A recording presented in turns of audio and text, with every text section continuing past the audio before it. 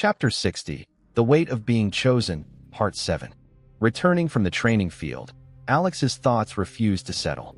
His future, the mysterious woman who had nearly killed Naira, her connection to Captain Valor, the safety of his masters, the safety of his friends, and the role he himself was destined to play. Every question chased another, refusing to let his mind rest. The more he thought, the heavier his heart became. Unable to calm himself, Alex made a decision. He would seek out Aurelyn. Moments later, he arrived outside her chamber. As he raised his hand to knock, Kaelin's earlier warning echoed in his mind. Lady Aurelyn does not appreciate a lack of discipline. His hand froze in midair. Instead of knocking, he began pacing back and forth outside the door, trying to gather the courage to ask for permission. Before long, Aurelyn's calm voice came from within the room. "Alex, come inside." She paused before adding, "Your endless pacing has already become far more distracting than your questions ever could. It would be better if you simply entered." Alex quietly opened the door and stepped inside. The moment their eyes met, he awkwardly rubbed the back of his neck like a child caught doing something embarrassing. Aurelyn simply raised one eyebrow. She said nothing. That single glance was enough to tell him she was listening. Alex didn't hesitate another second. Every worry he had been carrying burst forth. "When I first met Naira, she said she had already suffered enough because of me.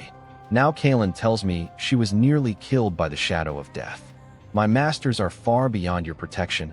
Are they truly safe? I also learned that the shadow of death serves Captain Valor, the very man challenging Lady Lysara for control of Greyfard. Does that mean my friends are in danger? Or even I am? I heard you have conditions for accepting me completely as your student. What are they? I've also learned there are families and individuals as powerful as you. Where do I truly stand? What role am I supposed to play? And one thing I cannot understand. If that woman tried to kill Naira, and if she's considered your equal, then why haven't you acted against her? And finally, when I train with you, what exactly should I focus on? Where do I even begin?" Silence returned to the chamber. Aurelyn allowed every question to settle before speaking. Without a word, she calmly sat down cross-legged on the floor.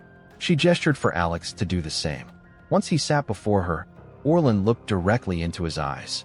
"Alex, you are exhausting yourself by worrying about problems you cannot solve at your current stage." She paused. "Let me ask you something. Compared to you, how strong do you believe I am?" Alex answered honestly, "Very strong. It would be a joke to compare myself to you." Aurelyn nodded. "Exactly. So why burden yourself with battles that even you know you cannot fight today?" She continued, "Your teachers Seraphine and Naira are far stronger than you imagine.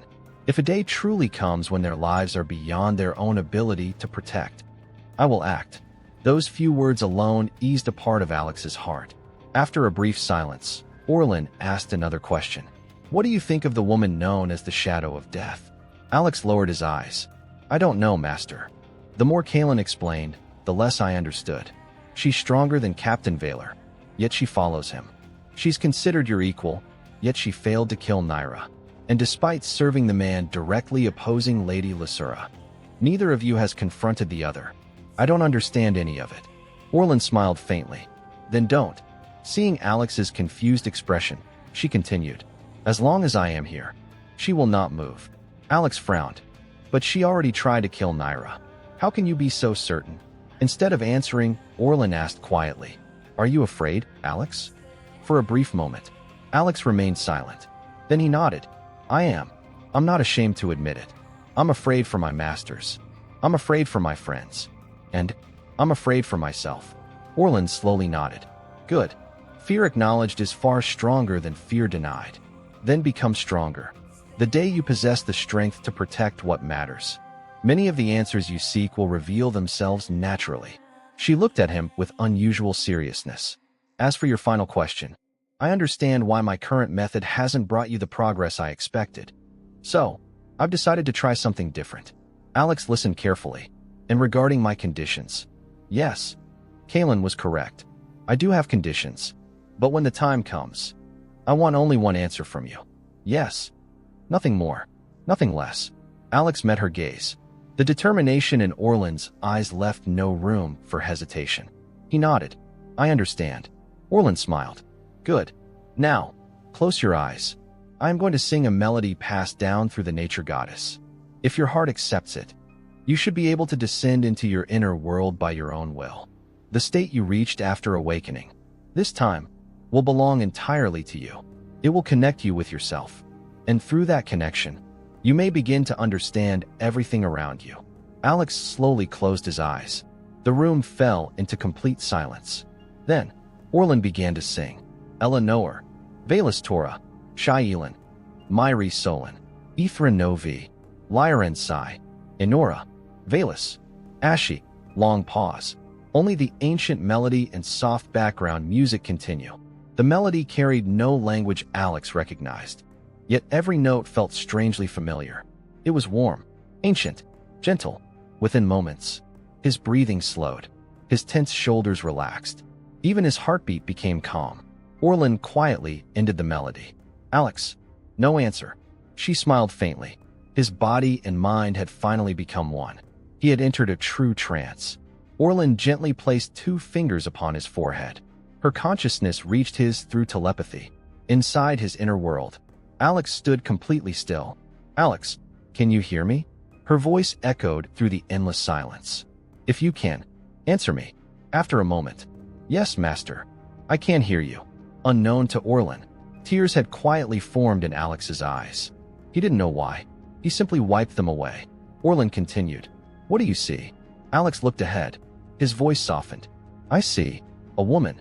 She's sitting beneath an enormous ancient tree. It feels older than time itself. She's holding a newborn child. There are 7 young girls surrounding her. They all look peaceful. So peaceful. I can feel a bond between them. A bond so warm that it hurts. Silence. For the first time in years, Aurelyn's composure nearly faltered. That was not what Alex was supposed to witness. She herself had never seen such a vision. Yet she concealed every trace of shock. Alex, listen to my voice. Close your eyes. Leave that place. My melody will guide you. Without questioning her, Alex obeyed. He slowly closed his eyes. But before the vision disappeared, he glanced back one final time. The woman beneath the ancient tree was looking directly at him. She was calling to him. The 7 girls stood beside her. But something had changed. The child she had been holding was gone. Alex's heart trembled violently. An indescribable ache filled his chest, yet he forced himself to ignore it. He focused entirely on Aurelyn's distant melody, allowing its ancient song to pull him deeper into the unknown. Thank you so much for listening to Chapter 60, Part 7 of The Broken Realm. If you enjoyed today's chapter, please consider supporting the series by watching the video until the very end. Every minute you watch helps the channel grow, and right now my watch time is still very low. Your support truly makes a huge difference. If you're enjoying Alex's journey, don't forget to like the video, subscribe to the channel, and turn on the notification bell so you never miss the next chapter. I'd also love to hear your thoughts. What do you think Alex's mysterious vision means? Who was the woman beneath the ancient tree? And why did Aurelyn react so differently? Share your theories in the comments. I read them all, and I genuinely enjoy seeing your ideas. Thank you once again for being part of the Broken Realm. I'll see you in Chapter 60, Part 8. Until then, take care and have a wonderful day.